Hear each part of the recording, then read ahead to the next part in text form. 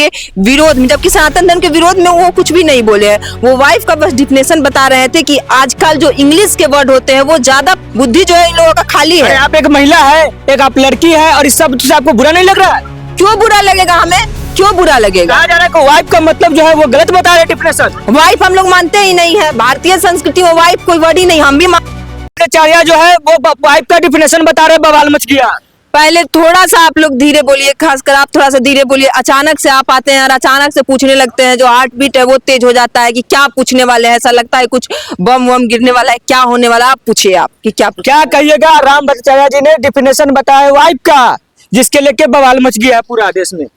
कुछ लोगों के पास काम ही नहीं है, बेरोजगार हो चुके हैं, तो बेरोजगार लोग क्या करेंगे? तो बेरोजगार लोग जो सही का भी जो मतलब होता है उसका निकालते। कभी राम भद्राचार्य ज्ञान दिए होंगे तो कभी इन लोगों को नहीं सुने होंगे कि राम भद्राचार्य आज इतने अच्छे ज्ञान दिए, इतना अच्छा डिफिनेशन दिए। वो सब इन लोगों का काम नहीं है। इन लोगों का काम है कि किसी तरह सनातन धर्म को नीचे दिखाया जाए, सनातन धर्म के विरोध में, जबकि सनातन धर्म के विरोध में वो कुछ भी नहीं बोले हैं। वो वाइफ का बस डिफिनेशन बता रहे थे कि आजकल जो इंग्लिश के वर्ड होते हैं वो ज्यादा प्रयोग में लाए जा रहे हैं, जबकि हिंदी के वर्ड जो होते हैं, जैसे कि आप मम्मी बोलते हैं, ठीक है, मम्मी, तो मम्मी कैसा लग रहा है और माँ कैसा लग रहा है। तो वो इनका बोलने का मतलब ये था कि मम्मी लोग जो ज्यादा यूज कर रहे हैं उसका मतलब भी अलग होता है। हम लोग को बचपन में पढ़ाया भी गया होगा, जिसका अर्थ होता है मृत शरीर, मम्मी, मम्मी जिसको बोला जाता है। तो उस तरह माँ अगर बोला जाता है तो माँ एक खूबसूरत वर्ड है, ये बताया जा रहा था, ठीक है ना, कि माँ बोलिए। उसी तरह वाइफ ना बोल के अगर आप पत्नी बोलते हैं, अर्धांगिनी बोलते हैं,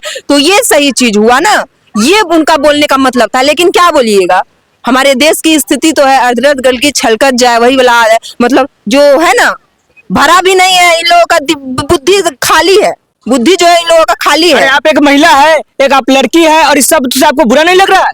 क्यों बुरा लगेगा हमें, क्यों बुरा लगेगा? कहा जा रहा है कि वाइफ का मतलब जो है वो गलत बता रहे डिफिनेशन। वाइफ हम लोग मानते ही नहीं है, भारतीय संस्कृति में वाइफ कोई वर्ड ही नहीं। हम भी मान रहे हैं, हम भी राम भद्राचार्य के सपोर्ट में बोल रहे हैं।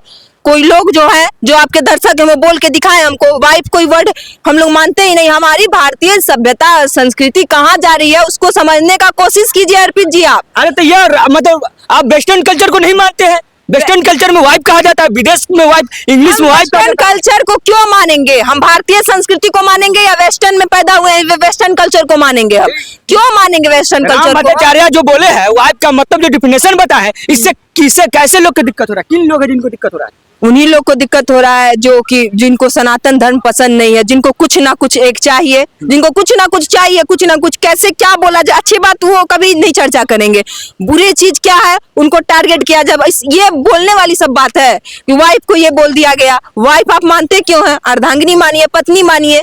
आप अपने आप को वाइफ मानिएगा या अर्धांगिनी मानिएगा? हम अपने आप को अर्धांगिनी मानेंगे। अगर हमारी शादी तो नहीं हुई है, अगर होती है तो पत्नी मानेंगे, हम वाइफ नहीं मानेंगे खुद को। तो राम भट्टाचार्य जी ने कहा, क्या वो सही कहा?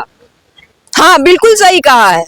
राम भद्राचार्य, प्रेमानंद महाराज हो, हमारे अनिरुद्धाचार्य हो, जितने भी लोग हैं जो हमारे सनातन को आगे ले जाने का काम करते हैं, सब लोग सही ही बोल रहे हैं।